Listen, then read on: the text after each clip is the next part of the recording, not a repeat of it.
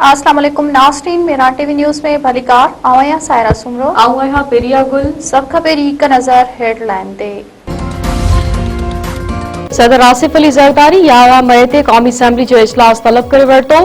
क़ौमी असेंबली जो इजलास 11 मई ते शाम 5 वॻे पार्लियामेंट हाउस में थींदो। सदर आसिफ अली ज़रदारी आर्टिकल 54 जे इशिक 1 के तहत क़ौमी असेंबली जो इजलास तलब कयो।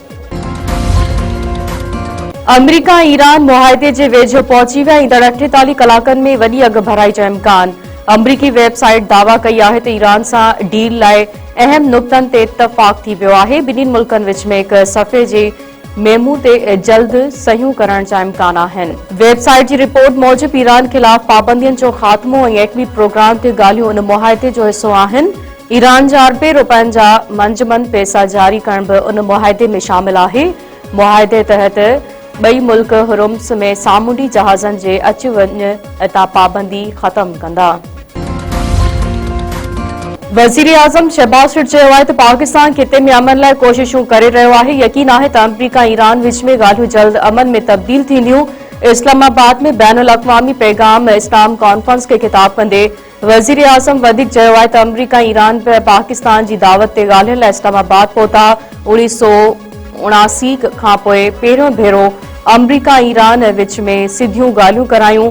फील्ड मार्शल सैयद आसिम मुनीर ऐं नायब वज़ीर आज़म इसहाक़ डार अमन ॻाल्हियुनि में अहम किरदारु अदा कयो। अमरीकी सदर हुर्मुज़ में फाथल जहाज़ कढण वारो प्रोजेक्ट फ्रीडम रोके छॾियो। डोनाल्ड ट्रम्प चयो आहे त प्रोजेक्ट फ्रीडम पाकिस्तान ऐं ॿियनि मुल्कनि जी दरख़्वास्त ते मुअतल कयो पियो आहे। ॾिसंदासीं त हतमी मुआहिदो थी सघे थो या न। पंहिंजे बयान में अमरीकी सदर वधीक चयो आहे त ईरान जी नाकाबंदी पूरी ताक़त सां जारी रखंदासीं। ईरान सां हतमी मुआहिदे ते पहुचण लाइ वॾी अघ भराई थी आहे। ईरान ख़िलाफ़ मुहिम में शानदार फ़ौजी कामयाबी हासिल कई आहे। अमरीका जे परॾेही वज़ीर मार्को रूबियो चयो आहे त ऑपरेशन एपिक फेवरी मुकमल थी चुको। ऑपरेशन जा मक़सद हासिल करे वरिता आहिनि। असीं अमन जे रस्ते खे तरजीह ॾींदासीं। पंहिंजे बयान में मार्को रूबियो वधीक चयो आहे त सदर ट्रम्प मुआहिदो चाहे थो, पर अञा ताईं ईरान इहो रस्तो अख़्तियार नाहे कयो। असीं का नई सूरतहाल पैदा थियण मां ख़ुशि न आहियूं। ईरान जे परॾेही वज़ीर अब्बास इराक़ची जे चीनी हम मनसब वांग ई सां मुलाक़ात। चीनी परॾेही वज़ीर अमरीका इसराइल ईरान ख़िलाफ़ जंग खे गैर क़ानूनी करार ॾेई छॾियो। वांग ई चयो आहे त विच ओभर फ़ैसिलाती मोड़ ते बीठल आहे। इलाइक़ाई इस्तेहकाम लाइ जामे जंगबंदी ज़रूरी आहे। हुर्मुज़ खोलण वारो ऑपरेशन मुअतल करण वारे ऐलान ऐं ईरान डील में अघ भराई जे इम्कान बाबति एशियाई स्टॉक मार्केटनि में बहितरी। पाकिस्तान स्टॉक मार्केट में कारोबार जी शुरूआत में इंडेक्स में 1.5% इज़ाफ़ो। इंडेक्स 100 इंडेक्स 2700 पॉइंटनि जे इज़ाफ़े सां 1,57,500 पॉइंटनि जी सतह ते पहुची वियो। कोरियन, शंघाई, हांगकांग ऐं भारतीय स्टॉक मार्केटनि में बि मुस्बत रुझान। तेल क़ीमतनि में बि लाथ। WIT 100 ॾहाई $6 फ़ी बैरल में विकिरो। ब्रेंट कचो तेल $108 फ़ी बैरल ते सतह ते अची वियो।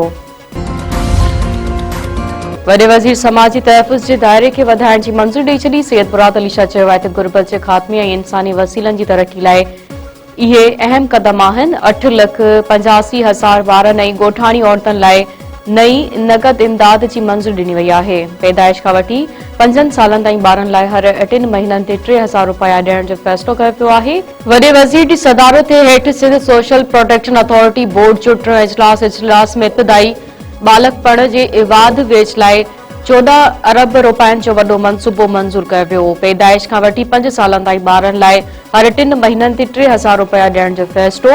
वॾे वज़ीर मुराद अली शाह चयो त ॿारनि जी वाद वेझ जी निगरानी, ग़िज़ाइयत बाबति रहनुमाई ऐं तालीमी तयारी खे यकीनी बणायो वेंदो। ॻोठाणी औरतुनि लाइ गैर पैदावारी अरसे दौरान माहवार माली इमदाद ॾियण जो फ़ैसिलो कयो वियो आहे।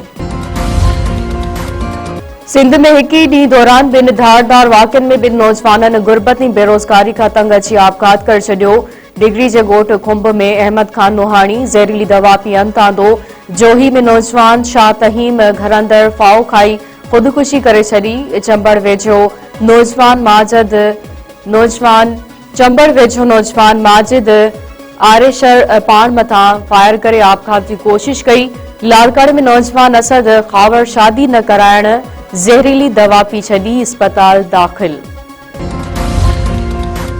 हैदराबाद में जवाबदार मुबैना तौर घरवारी के गोली हणी कत्ल कर छॾियो। 3 नंबर तलाव वारे इलाइक़े में नारी महानूर मक्सी बेदर्दी सां क़त्ल।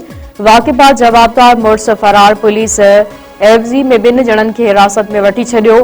क़त्ल थियल नारी जे वारसनि चयो आहे त आइस जे डीलर ऐं मवाली मुड़िस बिलाल खान संदसि न्याणी खे पिस्तल जो फायर करे बेगुनाह क़त्ल कयो आहे। जवाबदार ख़िलाफ़ सख़्त कार्रवाई करे खेनि इंसाफ़ फ़राहम कयो वञे।